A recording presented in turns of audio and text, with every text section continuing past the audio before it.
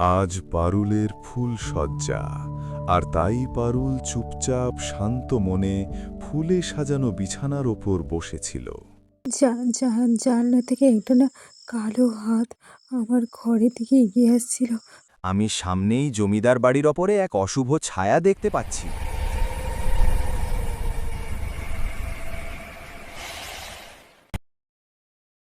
বহুকাল আগের কথা, কুসুমপুর নামের একটি গ্রামে রায় বাহাদুর নামে একটা জমিদার বাড়ি ছিল।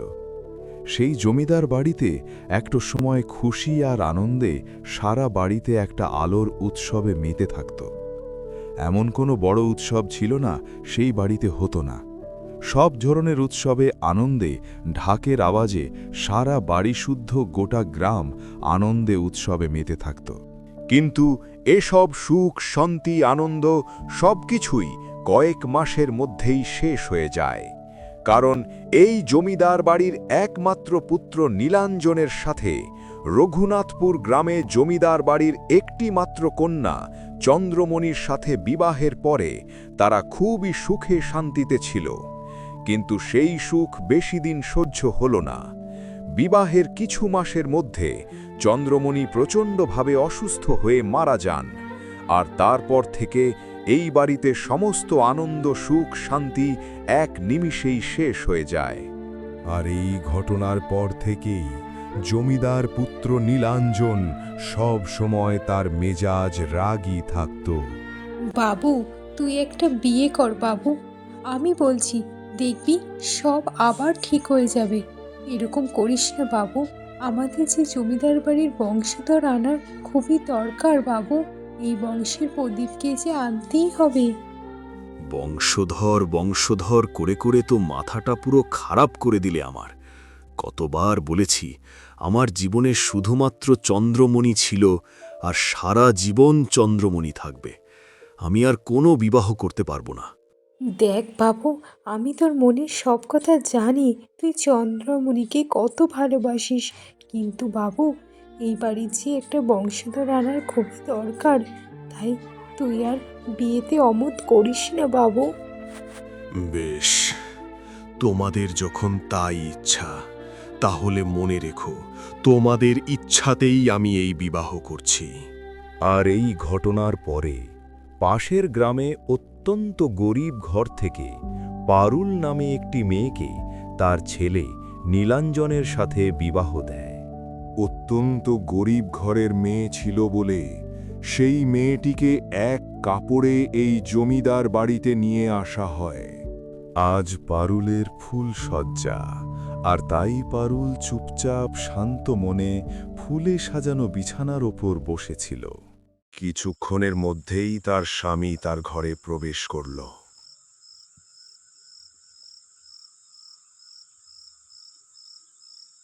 নতুন বউ, আজ থেকে এই ঘর তোমার আর আমার। শুধুই ঘর নয়, এই বাড়ি আজ থেকে তোমার। তাই এই বাড়িকে তুমি নিজের মতো করে গুছিয়ে নিও। এই সংসারের প্রতিটা কোণা থেকে শুরু করে প্রতিটা জিনিসের তুমি নিজের মতো করে যত্নে রেখো। আর মনে রেখো, আমার মা বাবাকে অবশ্যই খুশি রেখো। তারা তোমাকে মেয়ের মতোই ভালোবাসবেন। আচ্ছা, তুমি একটু এখানে চুপটি করে বসো, আমি একটু পরে আসছি।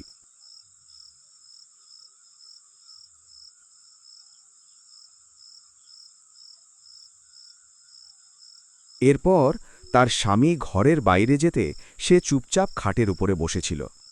রাত তখন অনেক হওয়াতে তার চোখে যেন হালকা হালকা ঘুম ঘুম ভাব লেগেছিল। এমন সময় হঠাৎই জানলা থেকে একটা কালো হাত সেই ঘরের দিকে এগিয়ে আসছিল। সে পিছন ঘুরে তাকাতে তা দেখে সে প্রচণ্ড ভয় পেয়ে গেল। সে কিছু বুঝে ওঠার আগেই তার ঘরের খাটটি যেন নড়ে চড়ে উঠল। খাটে সাজানো ফুল মাটিতে পড়ে যেতে লাগল।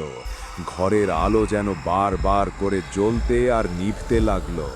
এমন সময় হঠাৎই সেই কালো হাতটা তার কাছে এসে তাকে আক্রমণ করবে, এমন দৃশ্য দেখে সে প্রচণ্ড পরিমাণে চিৎকার করতে লাগল।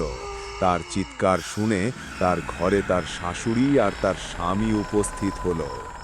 কি হয়েছে বৌমা? এত জোরে চিৎকার করলে কেন? তুমি কি কিছু দেখে ভয় পেয়েছো? মা, আসলে আসলে ওই জানলা থেকে একটা না কালো হাত আমার ঘরের দিকে এগিয়ে আসছিল, আর আমার খাটটা যেন নড়ে উঠলো। খাটের সব ফুল যেন মাটিতে পড়ে যাচ্ছিল। মা, আমার মনে হয় এই ঘরে কেউ আছে মা, নিশ্চয়ই কেউ আছে। শোনো বৌমা, তুমি কোনো চিন্তা করো না। আমার মনে হয় তুমি কিছু থেকে ভয় পেয়েছো। তুমি নিশ্চিন্তে থাকো, এই ঘরে কেউ ছিল না। যাও, তোমরা বরঞ্চ এখন ঘুমিয়ে পড়ো। এরপর সে আর তার স্বামী ঘরের মধ্যে ঘুমিয়ে পড়ল। কিন্তু নতুন বউ পারুলের চোখে ঘুম ছিল না। সে তো তখনও সেই বিষয়টা নিয়ে চিন্তা করতে লাগল। তার মনে বারবার প্রশ্ন হচ্ছিল যে সে তো ঠিকই দেখেছে, তাহলে কেন এরকমটা হলো তার সাথে। এই সব চিন্তা করতে করতে ভোর হয়ে গেল। এর পরের দিন সকাল থেকে সব কিছু যেন একেবারে স্বাভাবিক হয়ে গেল সেই বাড়িতে। সে একমাত্র বউ ছিল, তার যেন সেই বাড়িতে কোনো কাজ ছিল না। সে সারা দিন বারান্দার মধ্যে একাই হাঁটাচলা করত আর বারান্দার কাছে এসে একটু দাঁড়াতো। এইভাবে কয়েক মাস কেটে গেল। জমিদার বাড়িতে আবারও আনন্দে উৎসবে মেতে উঠল, কারণ পারুলের 7 মাসে সাধ ছিল। তার শাশুড়ি গ্রামের প্রতিটা বউকে নেমন্তন্ন করেছিল। পারুলকে থালা ভরে ভাত, 7 রকম সবজির তরকারি, সঙ্গে মাছ মিষ্টি, কোনো কিছুই বাদ রাখল না তার শাশুড়ি। এইভাবে ঘটা করে তার স্বাদ দেওয়া হলো। পারুলের মধ্যেও অনেক খুশি আনন্দ ছিল, কারণ সে তখন মা হতে চলেছিল। এরপর জমিদার গিন্নি রাজপুরোহিতকে জমিদার বাড়ির পুজো নিয়ে কিছু নিয়ে জিজ্ঞেস করাতে রাজপুরোহিত বলল, গিন্নিমা, আমি সামনেই জমিদার বাড়ির ওপরে এক অশুভ ছায়া দেখতে পাচ্ছি। সামনে খারাপ কিছু ঘটতে চলেছে। কিন্তু পুরোহিত মশাই, আপনি যে বলছেন এ কথা, কোন অশুভ ছায়া আমাদের পরিবারে পড়বে? তাতে তাতে যে আমাদের বাড়ির বংশধর আসছে তার উপর কোনো প্রভাব পড়বে না তো? এই জমিদার বাড়ির ওপরে কোনো শত্রু নজর পড়েছে, আর তাই তো সামনে কিছু ঘটতে চলেছে। খুব সাবধানে থাকতে হবে। তবে নতুন বৌমার জন্য অবশ্যই সাবধানে থাকার জন্য নতুন বউকে সবসময় সতর্ক থাকতে হবে। এই ঘটনার পরে বেশ কিছুদিন কেটে যায়। এরপর একদিন জমিদার পুত্র তার মাকে বলতে থাকে যে তাদের পাশের গ্রামে একটা নেমন্তন্নর জন্য তাদের যেতে হবে। দেখ, আমি এখন যেতে পারবো না। পারুলের এই অবস্থায় পারুলকে একা রাখাটা আর ঠিক হবে না। আর তুই বরঞ্চ তোর বাবার সাথে চলে যা, আমরা পরে ঘুরে আসবো। ঠিক আছে মা, তাহলে তুমি পারুলের যত্ন নিও, আর আমাদের ফিরতে পরের দিন সকাল হয়ে যাবে। আর পারুলের কোনো দরকার হলে যেন বেলাকে ডেকে নেয়। এরপর জমিদার ও তার পুত্র নীলাঞ্জন বেরিয়ে পড়ল এদিকে। রাত হতেই পারুল ঘরে একা একা প্রচণ্ড মন খারাপ করতে লাগল। সে ঘরে চুপচাপ বসেছিল, মন খারাপ করে। পারুল, পারুল। এদিকে পায়ে নূপুরের শব্দ, আর কে যেন পারুলকে ডাকছে বলে তার মনে হলো। মনে মনে এটা ভাবতে লাগল, তাকে কি বেলা ডাকছে? মানে, যে মেয়েটা তাদের বাড়িতে কাজ করে।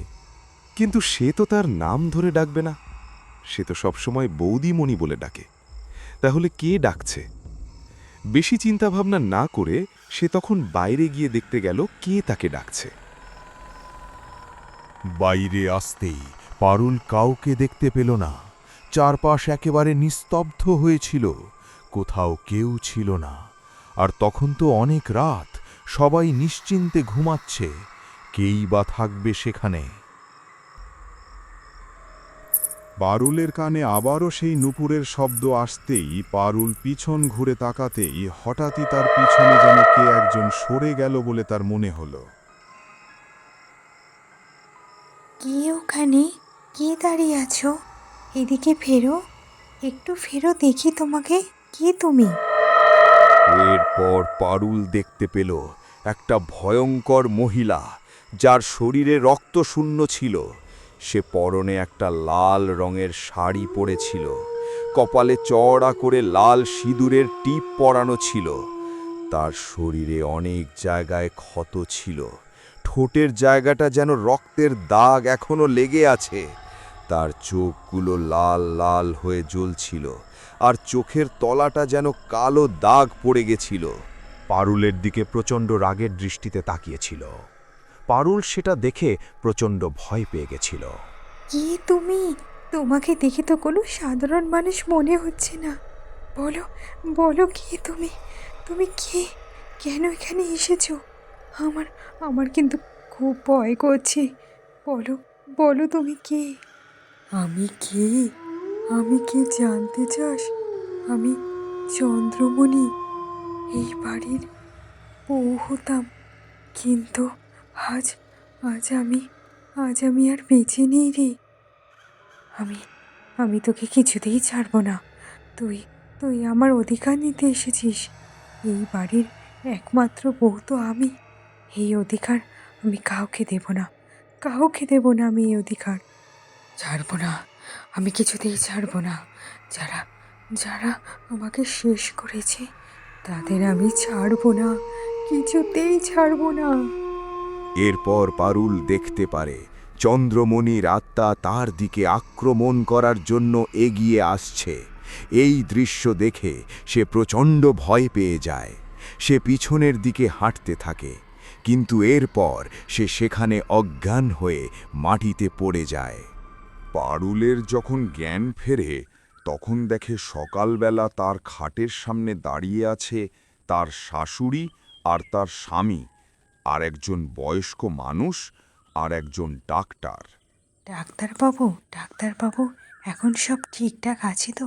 কোনো সমস্যা হবে না তো? আর আমাদের বাড়ির বংশধর, সে ঠিক আছে তো ডাক্তারবাবু? না না, কোনো চিন্তা করবেন না। এখন সম্পূর্ণ উনি বিপদমুক্ত আর সব কিছুই ঠিকঠাক আছে, কোনো সমস্যা নেই। তবে উনি কোনো কিছু দেখে ভয় পেয়েছিলেন, তাই আর কি এরকমটা হয়েছিল। তবে চিন্তা করবেন না, এখন সব ঠিক আছে। আর আমি কিছু ওষুধ লিখে দিয়েছি, সেটা উনি সময় মতো যেন খান, সেদিকে খেয়াল রাখবেন। অনেক ধন্যবাদ ডাক্তারবাবু আপনাকে। এরপর ডাক্তারবাবু সেখান থেকে চলে যাওয়ার পরে তার স্বামী আর তার শাশুড়ি বারবার করে তাকে জিজ্ঞেস করতে থাকে সে কি দেখে এমন ভয় পেয়েছিল। কিন্তু তখনই পারুল কোনো কিছুই তাদের সেইভাবে বলতে চাইল না। কিন্তু তার শাশুড়ি বারবার জিজ্ঞেস করাতে সে তখন বলতে লাগল, চন্দ্রমণি, চন্দ্রমণির আত্মা ফিরে এসেছিল, সে প্রতিশোধ নিতে চায়। পারুলের মুখে এই কথা শুনে তার শাশুড়ি প্রচণ্ড ভয় পেয়ে গেছিল। নমস্কার বন্ধুরা, এই গল্পের দ্বিতীয় পর্ব খুব তাড়াতাড়ি আসছে, তাই যদি গল্পটি তোমাদের ভালো লেগে থাকে তাহলে লাইক করতে ভুলো না। আর গল্পটি দেখার জন্য তোমরা এই চ্যানেলটিকে সাবস্ক্রাইব করে রেখো। থ্যাংক ইউ বন্ধুরা।